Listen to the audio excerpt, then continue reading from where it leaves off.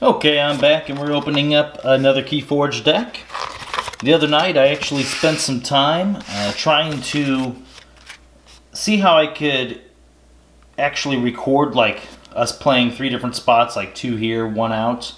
And the way that it was having to be on the table, I didn't quite like it. I didn't like how much it was showing, so I'm going to have to go get a couple different lenses for the camera, see what I can actually, see what I'm going to have to do to make it where it looks real good for you guys. Because I don't want to put out any bad video, I want it to look quality for you. I want you to be able to see the cards as best as you can, at least through the pictures. Obviously you're not going to be able to read them because you're going to be pretty far away. But today's deck is Juggermark, the Madre of Chameleons. Mars, Brobnar, and Untamed. I was also thinking about, I've been hearing people talk about how the second print run boxes seem to have better combos in it. I'm kind of like indifferent. I have a really small sample size, obviously, but there is, I don't know, like looking back through, I feel like I've opened the same amount of powerful decks between my first print run and the second print run, so it's really hard to say. Alright, Hunting Witch, 2 power. Each time you play another creature, gain 1 amber. It's a good card. Niffleg, 3 power. When it's attacking, you get to ignore Taunt and Elusive. I haven't seen any Niffle Queens yet, so this will be fun to open multiples of these, as well as a Niffle Queen. Snufflegator, 4 power, has Skirmish. He's a cool card. Dew Fairy, 2 power. It's elusive. Whenever it reaps, you gain an amber. Really neat card, since it gets to avoid the first attack each round. And whenever you reap, you're essentially getting 2 amber. Whoa, Witch of the Wilds, 4 power. During each turn in which Untamed is not your active house, you may play 1 Untamed card. That is an awesome card. Wow. That's my first time seeing this, and I love this card, man. That is sweet. Alright, Vigor. Amber, whenever you play it, heal up to 3 damage from a creature. If you heal 3 damage, you get to gain an amber. Excellent, we got 2 of those. Mimicry. When you play this card, you treat it as a copy of an action card in your opponent's discard pile. Ooh, Lost in the Woods. Excellent. 1 amber. Choose 2 friendly creatures and 2 enemy creatures. Shuffle each chosen creature into the owner's deck. And Full Moon. For the remainder of the turn, gain 1 amber each time you play a creature. We have a decent amount of untamed creatures, so that's not bad. Cooperative Hunting. Deal 1 damage for each friendly creature in play. You may divide this damage among any number of creatures. This is going to be a cool little card with that Witch of the Wilds. Simply because it's going to allow us to play out more cards on whatever turn. Like we've already had an untamed turn, so you're imagining you have less untamed cards in your hand. Save this one in your hand, play out whatever other house we're going to do here. Let's say Brobnar, play out some creatures, and then, thanks to the Witch, play Cooperative Hunting. It adds up. Hey, we got 2 of those. Excellent. Alright, now we're to Mars. We got Zorg. He enters play stunned, he's 7 power, and before the fight, you stun the creature he fights and each of that creature's neighbors. Ooh, big power. Alright, Yxilx Dominator, 9 power, 1 armor, he has Taunt, he enters play stunned. 2 of those, nice. 3 Yxilx Dominators. This is awesome. Oh my gosh, it's going to be so hard for people to get through our board. That is really, really cool. And John Smith, 2 power elusive. Whenever you fight or reaps, you get to ready a non-Agent Mars creature. The Mother Gun, it's an artifact. As an action, reveal any number of Mars cards from your hand. Deal damage to a creature equal to the number of Mars cards revealed this way.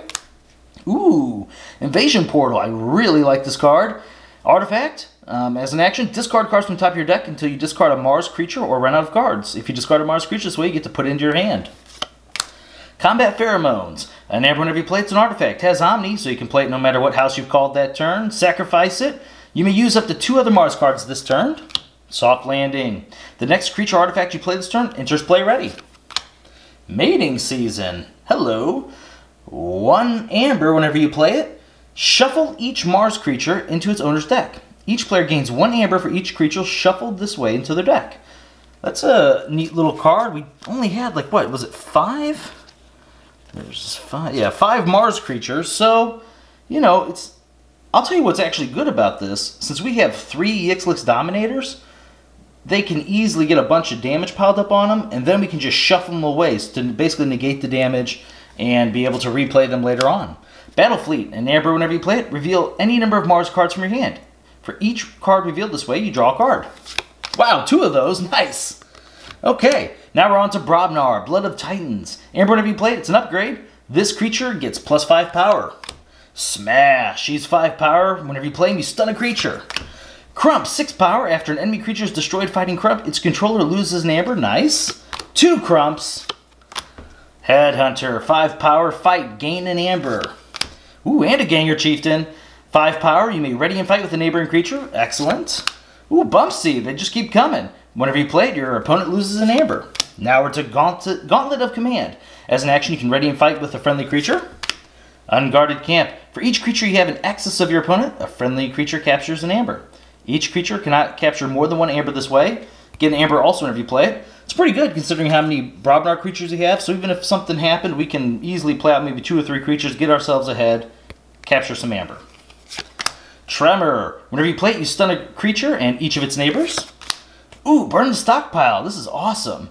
If your opponent has 7 or more Amber, they lose 4 of it. That's a pretty solid little card. And our last and final card is Brothers in Battle. Amber, whenever you play it, you choose a house. For the remainder of the turn, each friendly creature of the house may fight. That's actually really good considering our other houses. I mean, look how big our Mars is. That's pretty solid. Like, we got 9, 9, 9, 7. That's not going to happen too often outside of Brobnar where you got huge creatures like that. These guys were pretty small from what I remember. Yeah, we all had biggest power there was a 4 and it was 2 of those. But yeah, so that's a pretty nice card, at least with those Yxilx Dominators. Because, you know, odds are we're going to fight with them and those Yxilx Dominators are going to survive anyway.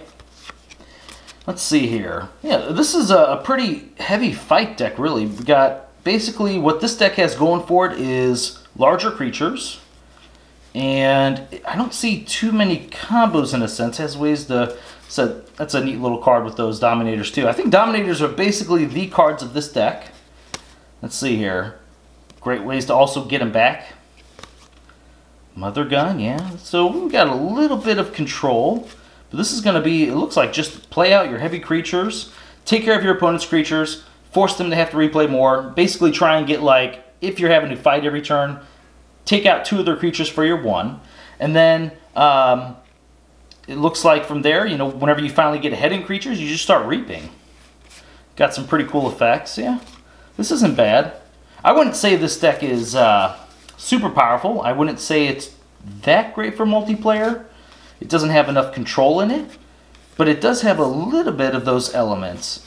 So, yeah, I think I'll just play this next time I play one-on-one. Next time I go to the card shop, this is going to be the deck I play, just to try it out. You know, because this is pretty good. I do like that. Alright, well, I want to thank you all for watching this video. And as I said, give me maybe a week or 2 before I can actually get this, this whole multiplayer thing going. Like, we do play it.